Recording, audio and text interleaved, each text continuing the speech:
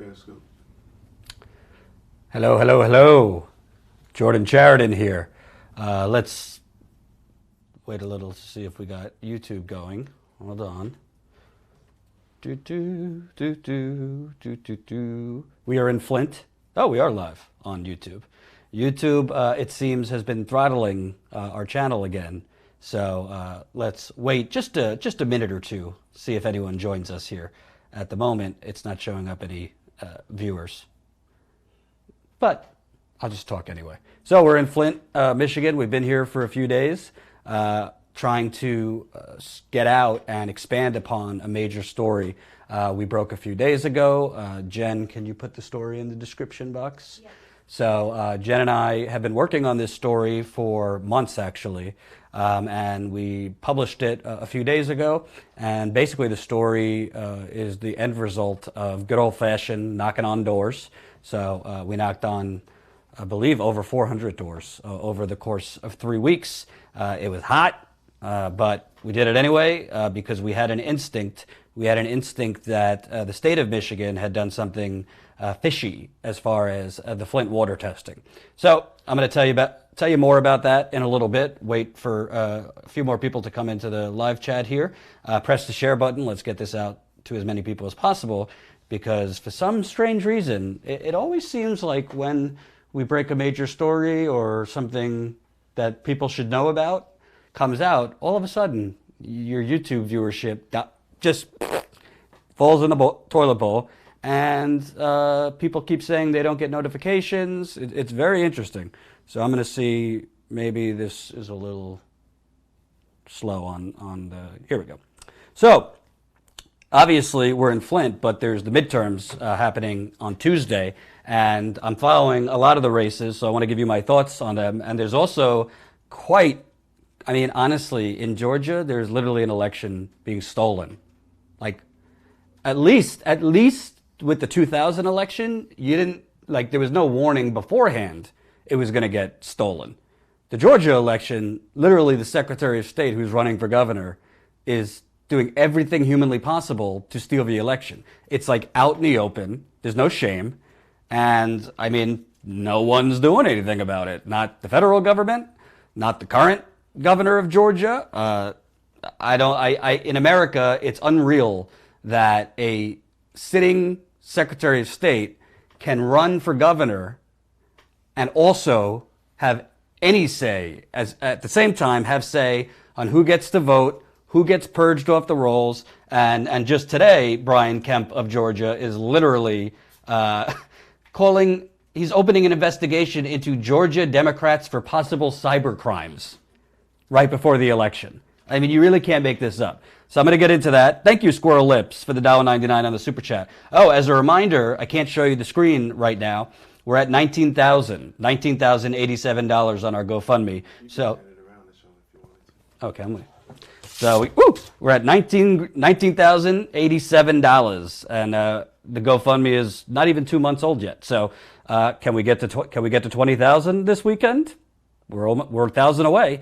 A very, very nice gentleman left $3,333 last week to get us to a higher level. So we need a lot less than that to get to 20,000. I'm not good at math. 19,087. So that'll be 900 and 19,087. I'm going to 20,000. So that'll be $913 we need to get to 20,000. And we're showing you what we're doing. We've been to Dallas to cover the horrendous murder of both John there as well as O'Shea Terry. And now we're in Flint to basically the story we broke, which we hope you read. It's in the description box right now, and we'll put it in the live chat too. So before I get to Flint and what we're doing here, I want to get to the elections. So you got toss-ups in Florida, basically, between Andrew Gillum and Ron DeSantis. You have Ron DeSantis now is sending out this thing that Andrew Gillum spoke at an event the day after the anti-Semitic Pittsburgh shooting, saying that Andrew Gillum spoke at an event with like an anti-Israel organization.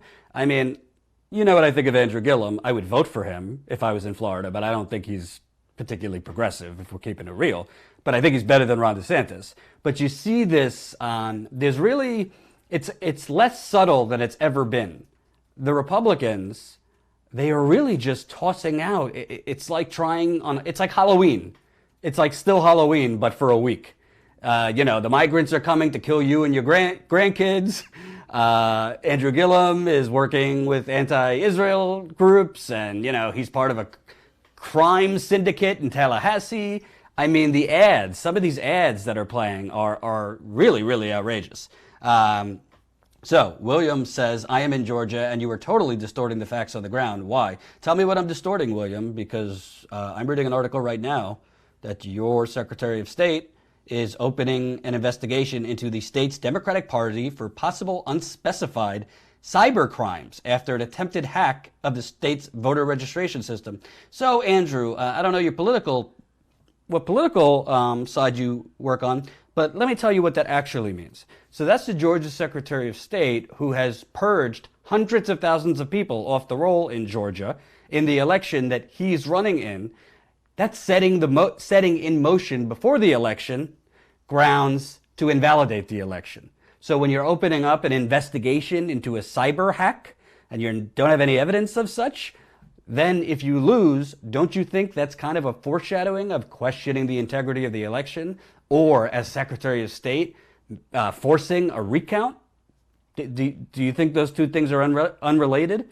I mean, I'm trying to think of an analogy. It would be like me. I can't think of an analogy. I'm too tired. It's unbelievable. I don't know what you're talking about, Andrew. Nothing against you, but look at this. The governor, the Secretary of State that's running for governor, that's purged hundreds of thousands of people, saying that their last names don't match, saying that, what did he say in the debate? That, some of them said Jesus from Heaven Street. I mean, you can't make this up. I don't care if you're progressive, conservative, independent, whatever. Don't tell me about the Russian boogeyman and Russia's threat to our democracy when you have a candidate also in charge of who gets the vote. That conflict of interest is an understatement. And now there's all of a sudden, 2 days before the election, Democrats are responsible for a cyber crime and hacks. You're telling me that's not part of a plan to invalidate the election? Because according to the polls, it's tied. And if you follow what's going on there, Stacey Abrams, she's the Democrat nominee. She'd be the first African-American governor of Georgia. First woman governor, too. I could be wrong. But the first African-American governor. She's got a pretty heavy get out the vote machine there. It's from everything I can see, it's booming. I also think Oprah campaigning for her down there probably helped. So just 2 days before the election, all of a sudden, he says we could also confirm that no personal data was breached and our system remains secure, Kemp's office said, until tomorrow they find something else. This is all little breadcrumbs Brian Kemp is leaving to invalidate the results if Stacey Abrams wins. And Rolling Stone keeps updating the amount of people that have been purged. Number of Georgia voters purged by Brian Kemp continues to climb. Investigation reveals 340,000 voters were improperly removed. So what am I missing? Are all these media outlets just making up numbers? Please. And remember, this is a super chat. Oh, just got the notification only 7 minutes late. Phil, I'm happy you got the notification, brother, because most people, Ty doesn't even, what do you get it the next day, usually? Sometimes. Yeah. We're on the channel. I don't get notifications, and I'm set up for all notifications. It is called FewTube. And by the way, just to point out, I know the centrists won't like that I'm going to say this. I totally think it's wrong what's going on in Georgia. By the way, Greg Palast has done great reporting. There's been purges in Kentucky, Indiana, Nevada, and a whole lot of other places. But where was this outrage during the Democratic primaries when 200,000 people were purged during the New York primary? What about all the fuckery that went on? Ooh, demonetized. What about all the fuckery that went on in California? The California primary. They purged voters. They sent mailers that were giving them the wrong information. There was no issue with that when it was capital P progressive candidates like Bernie Sanders being impacted. So I think the selective coverage now of the purges, the midterms obviously is important, and we should cover purges and fishiness going on at all times, but it seems to me that it's selective coverage based on which candidates the media tends to favor. That's what I think. Stacey Abrams, she's not like Bernie progressive, but she's a lot better than Brian Kemp. I mean, Brian Kemp is your card-carrying Republican, racist, if you ask me, candidate in Georgia. And they're basically trying to stop the demographic changes and the results of that. They're basically trying to stop. Stacey Abrams isn't campaigning in Georgia like other Democrats have, which was pushed to the center. If you remember John Ossoff, who lost the special election last year, he ran to the center. Stacey Abrams has instead been pretty left. And she's been trying to get out the African-American vote, the millennial vote, capital P progressive voters, and pick away at certain types of voters in rural communities. So we'll see, but I got to tell you, I don't know. I really don't know. Whatever the result is, if she loses, let's say by a point, by 2 points, I really don't know how you could call that a valid result. I really don't. After all of the things that this Secretary of State have been doing. And by the way, if you remember back to year 2000, I don't know if everybody was paying attention then, the Secretary of State of Florida, Kathleen Harris, I think her name was, Kathleen Harris, was literally a co-chair of George W. Bush's campaign. And she was making the decisions about whether the votes can continue. So, if you want to talk about actual democratic institutions, you cannot have political ideologues like Brian Kemp or Kathleen Harris in Florida. You cannot have these people making the decisions on who gets to vote, whether recounts continue, because they obviously are making decisions to favor themselves and their political parties. It's not rocket science. So, to me, Georgia should be leading every newscast, not Trump and the buffoonery he's saying. And just to update you on Trump, I mean, it's not subtle anymore. He just was at a rally and he referenced President Obama, and he was like Barack H. Obama. I mean, he might as well just be wearing a Klan's hat at this point. He might as well. It's not subtle. It's obviously shameful.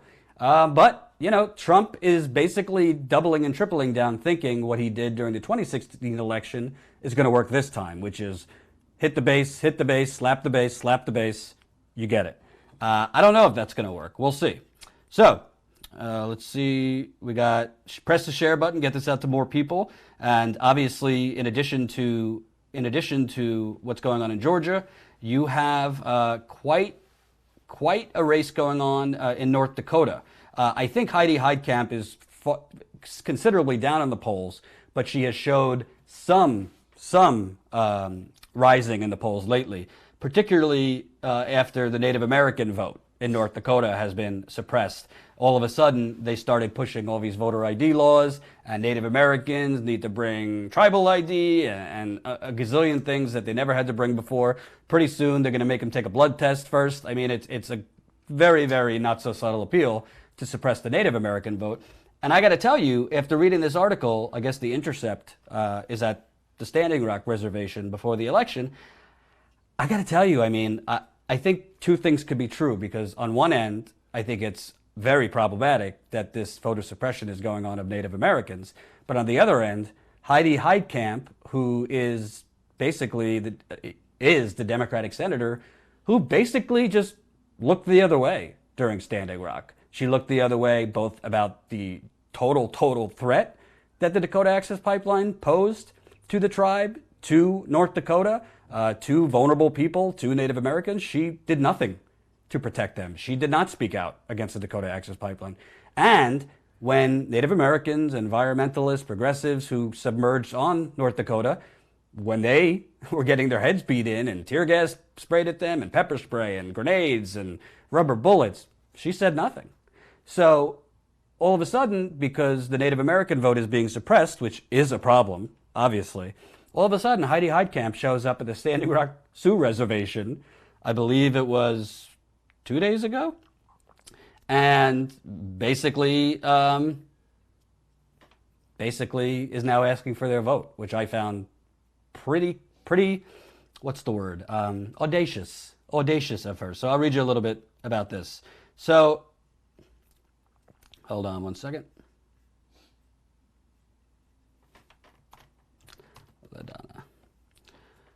So when she was confronted at this event at the Standing Rock Sioux Reservation, somebody said, I think somebody in the tribe said, "You talk about giving us a voice and you talk about our children, but respect of our water is ignored."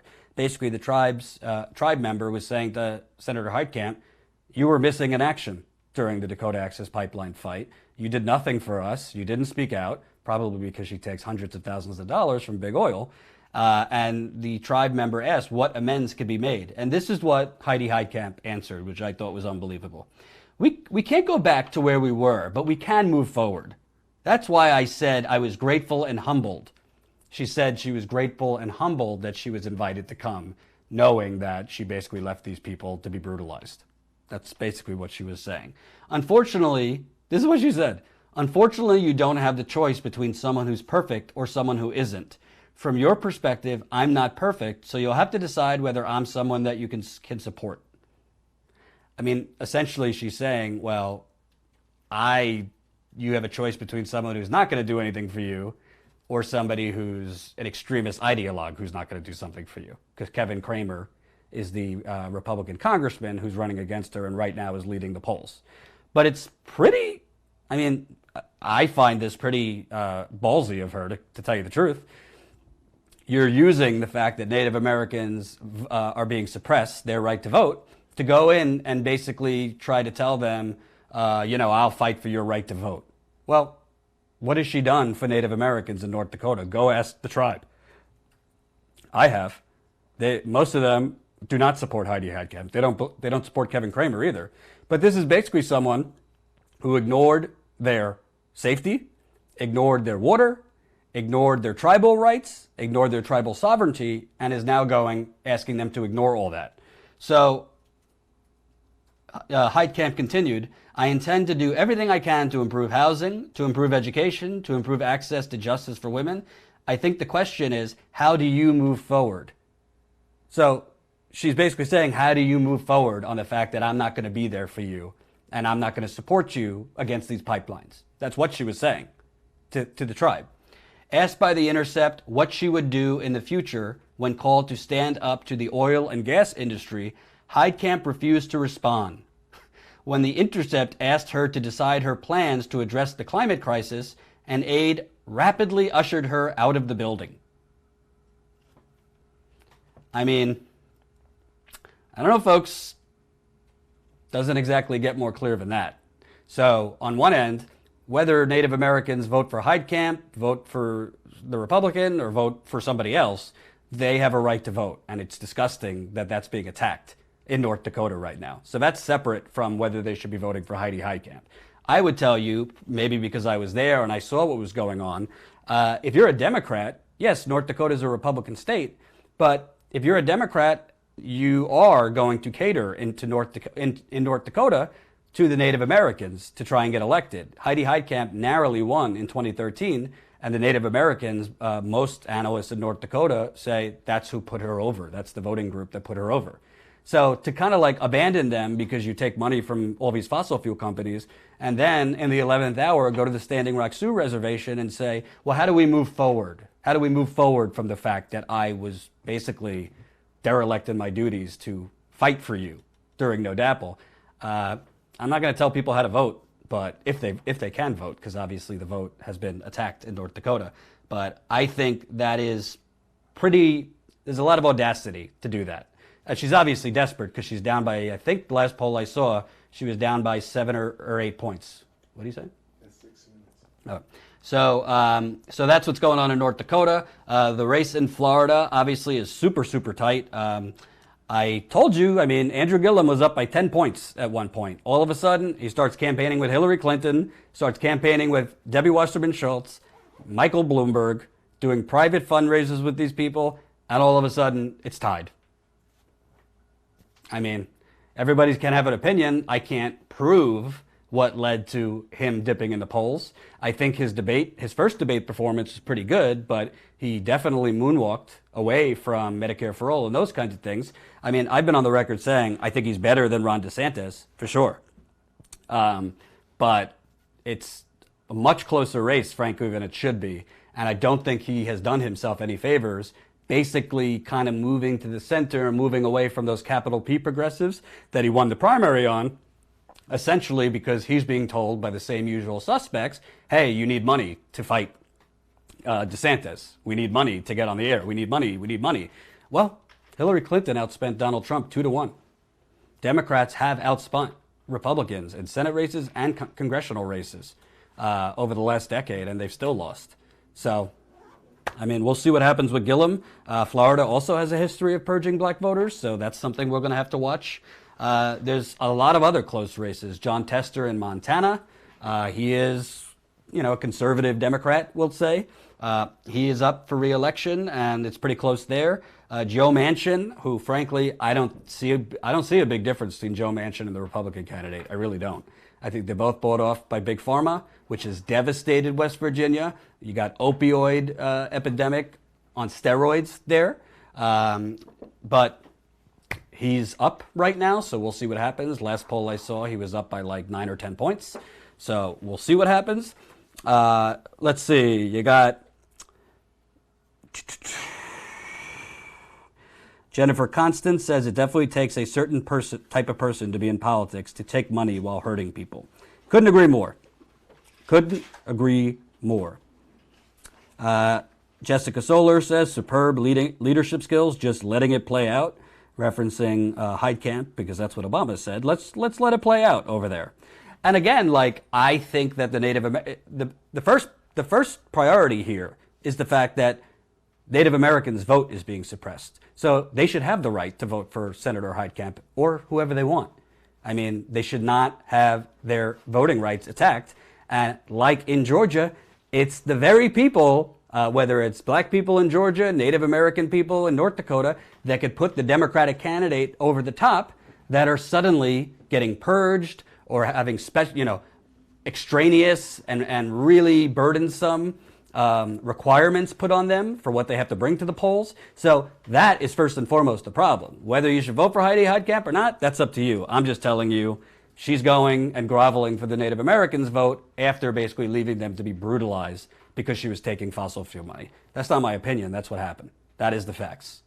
And when she refuses to answer The Intercept, good on them for asking, when she refuses to say anything, what are you going to do about these pipelines? What are you going to do about oil and gas industry and climate change? She had to go. So there's a lot of other races we could cover, but we got to go head out to do another interview. So a few things we need from you. Number one, if you haven't read our story on Flint, we have a few videos up already. First and foremost, read it. It's not going to take you 5 minutes, but I think when you read that, you will see how in-depth our reporting was. We knocked on 400 doors. We talked to 140 people, and what we found was the Michigan Department of Environmental Quality, which is basically Michigan state-level EPA. They basically went into people's homes, ran their water before taking the sample, which is against the EPA's regulation.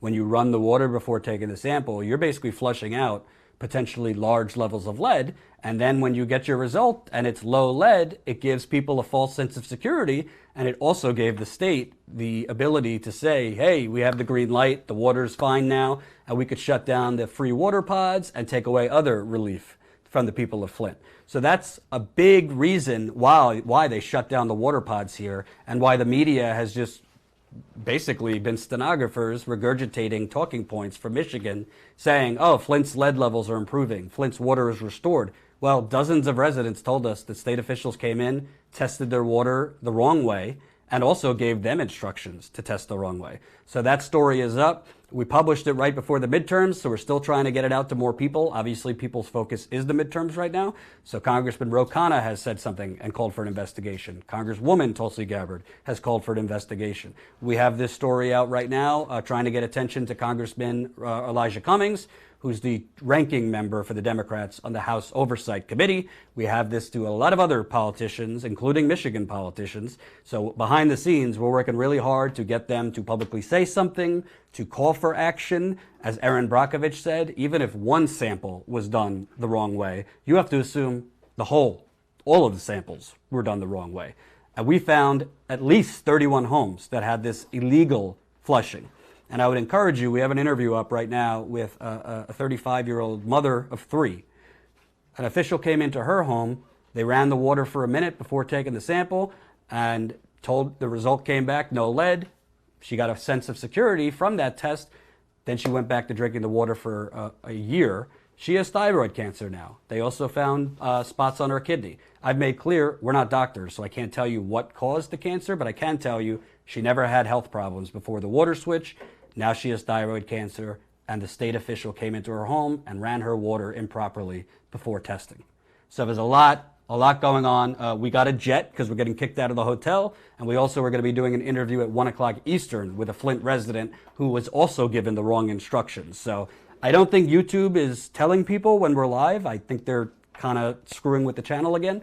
So definitely check us out. About an hour from now, we'll be live again on this channel. And the link is in the description. We're almost at $20,000. Anything you could do on that GoFundMe keeps us out in the field, helps us go other places. We got a lot of places we want to go in the fall and the winter. Well, it's basically winter now anyway. So even if you got, if all 88 people watching right now on YouTube or however many on Twitter, every person leaves $5. I can't do the math, but that gets us pretty close to 20,000.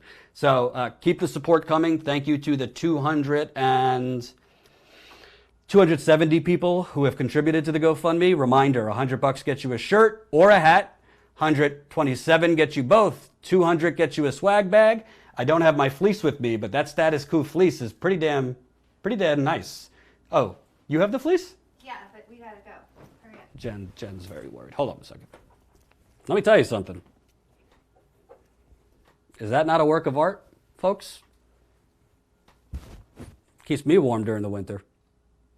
You might be able to get that too. Thanks for watching. We'll be live in about